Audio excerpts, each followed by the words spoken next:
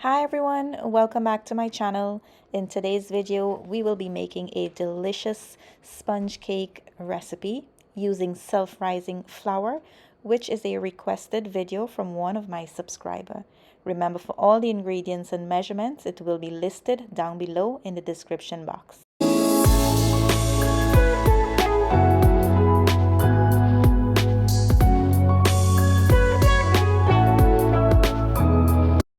Now for ingredients, here's what you need. In my bowl here, I have some self-rising flour. I have my eggs, I have white sugar, and in this little container I have some nutmeg, cinnamon, and salt. I also have here some mixed essence and my 2 sticks of butter. Now let's start creaming our butter and sugar. To my large mixing bowl, I'm going to go in with my 2 sticks of butter, and I'm also going to go in with my sugar. Today I will be using my hand mixer. You can use a stand mixer for this step as well. Now I'm going to start my mixer on low and gradually increase the speed so that I don't have sugar flying everywhere. Now you're going to go ahead and cream your butter and sugar until it becomes light and fluffy in texture. Now after about 5 to 6 minutes of creaming your butter and sugar, you're going to go in with your eggs. You're then going to add 1 egg at a time and mix to make sure that the egg is evenly distributed before adding the next egg. You're going to do so until you add all 6 eggs.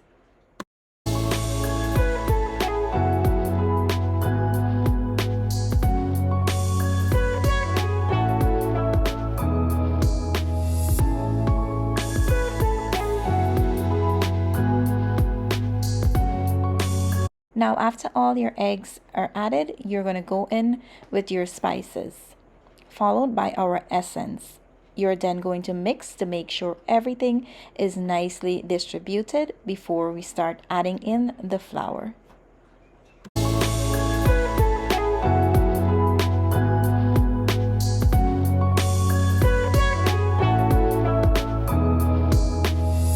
Now that all our spices are evenly distributed, we are going to start adding in a little bit of our flour.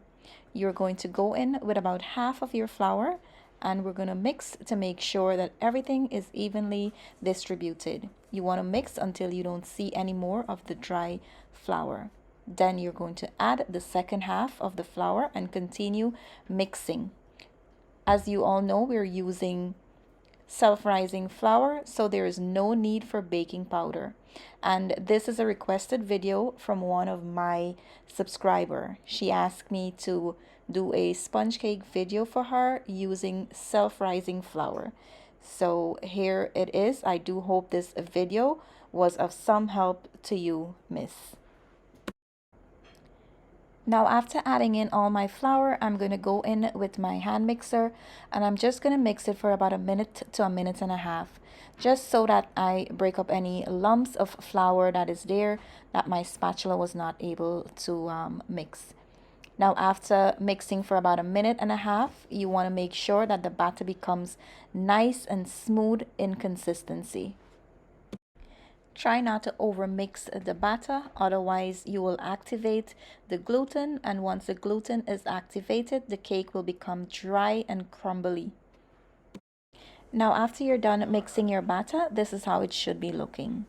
Now you want to place that on the side, and we are going to start preparing our pan for baking.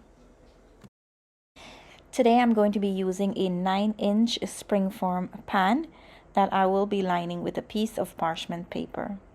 After lining my pan, I'm just going to cut off the excess paper on the side. Now I'm going to go in with some cooking spray and spray the entire pan. You want to make sure that the entire pan is coated evenly with the spray.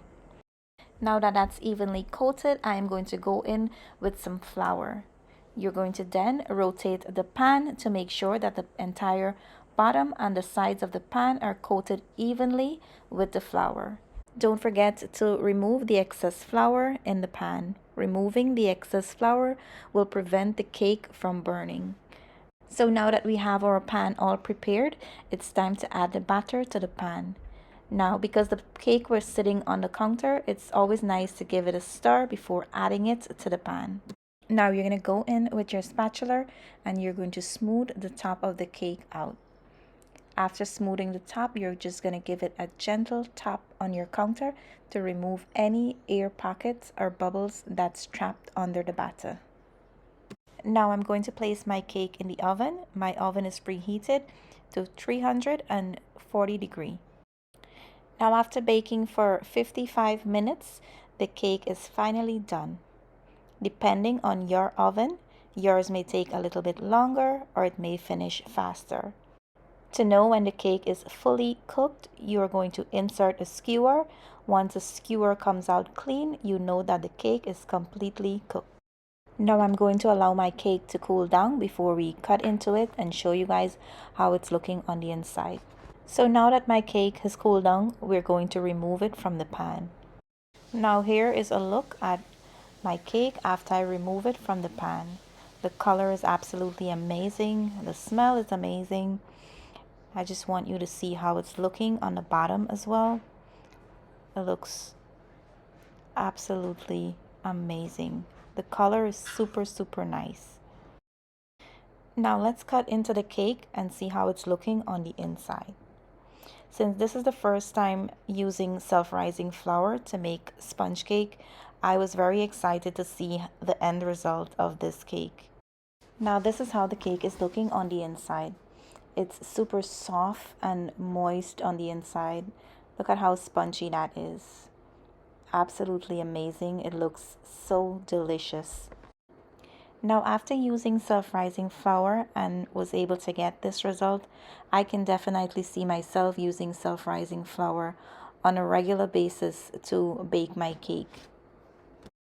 If you're a person that always have problem when it comes to baking sponge cake, now this is a method that you would enjoy. This is a much more easier way and a way to ensure that your cake comes out good every time. Now that brings us to the end of today's video. I do hope you enjoyed